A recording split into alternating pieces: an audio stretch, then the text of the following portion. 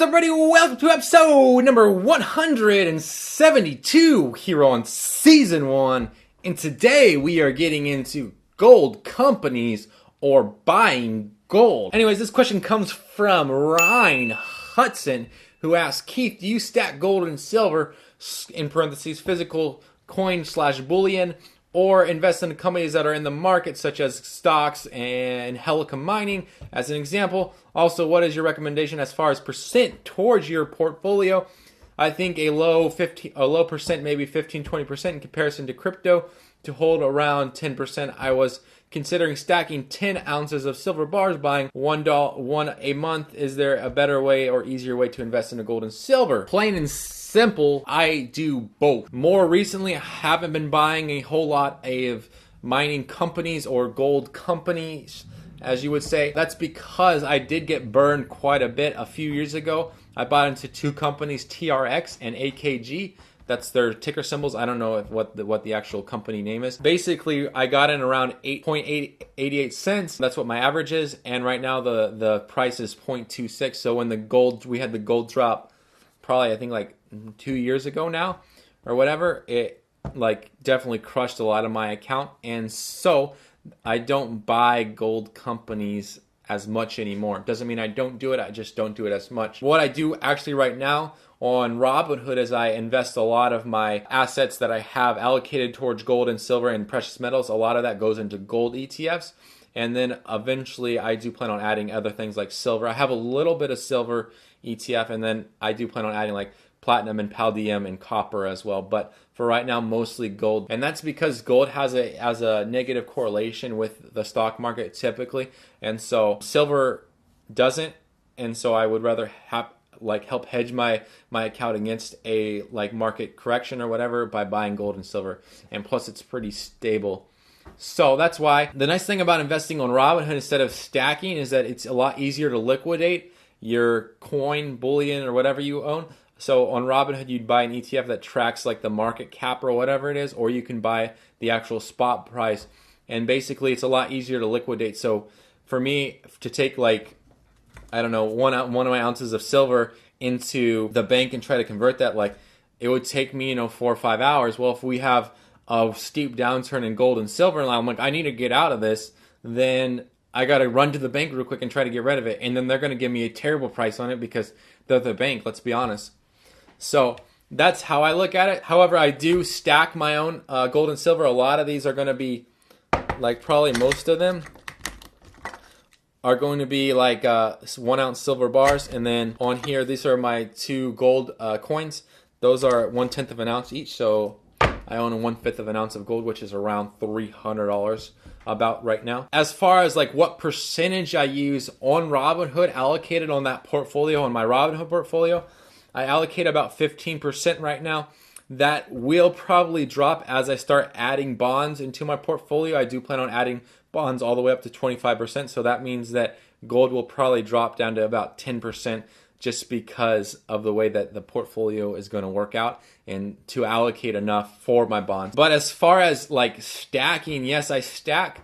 And how I do that is I basically have a savings account in which I deposit around $12 bi-weekly, so about $24 a month into that account. And right now, once the amount in that account gets to about $150 or so, then I buy a 1/10 of an ounce of gold. And the reason why I am buying gold instead of silver, I've already explained it, but there was also another video, and I kind of explained it a little bit in past, but there's a lot of people that say that gold actually attracts wealth and attracts money. And so whatever amount you actually hold in gold is about how much you generate per month as far as income. So right now I obviously generate more than $300 a month, but I definitely see that when I continue to buy gold, my income starts going up. So I don't know if it's necessarily cause and effect, but I definitely see some kind of relationship there.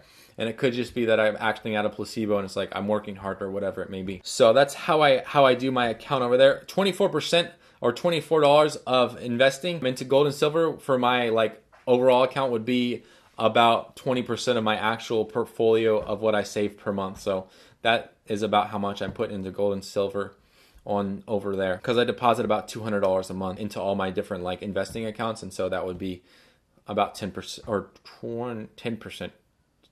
10% of it. My bad. Is there a better way to invest besides just doing what you were saying? There is kind of two things. Like I already said, you can either deposit money or buy ETFs via like Robinhood or buy the spot price on Robinhood, or you can buy, like you had said, buying bullion and holding it. However, if you're going to buy and hold, I would recommend, instead of buying 10 ounce bars, I would recommend buying 1 ounce or 10 1-ounce bars, because you're going to get them at around the same price as you would at buying a 10 ounce bar.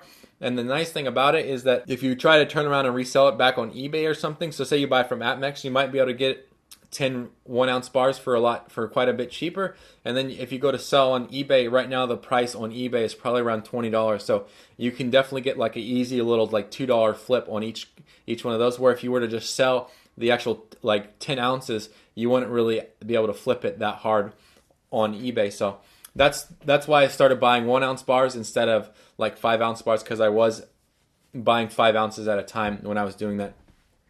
However, I do think it's a great idea to like help hedge your market against, like I already said, inflation or correction in the actual market, and then also against like what you had said, cryptocurrency as well. So I think that gold is definitely a good asset to have, even when you're investing in a cryptocurrency. So that's pretty much wraps it up.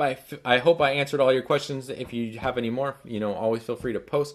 I love talking about gold and silver. It's kind of like one of those things that I just kind of do. Definitely, it'll be that gold and silver will probably be passed on to my kids. I don't think I'll ever plan on cashing out my stash.